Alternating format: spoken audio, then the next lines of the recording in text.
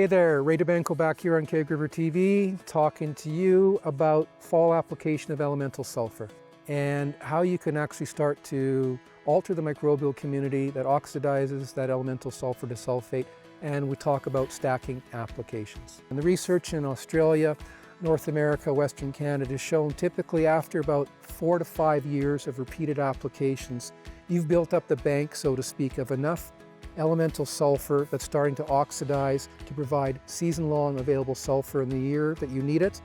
And that's predicated on those past applications haven't fully oxidized or they haven't needed to be fully available. So you can actually build up your elemental bank, if you will, over the course of time. The work Mike McLaughlin, University of Adelaide, had showed quite clearly that after 5 years of application, that field that had 5 years of application had enough sulfur in it that it was equivalent to the next year 1 application of ammonium sulfate.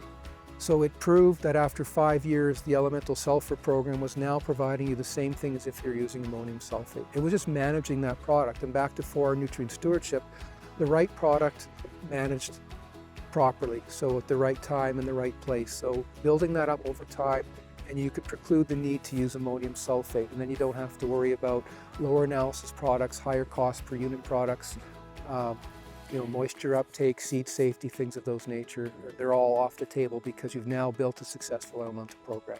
And I think that's what growers getting into the elemental program need to understand. It's not just you drop it on the ground and it's going to work. Thanks for your time, and look forward to you subscribing and talking again. Take care.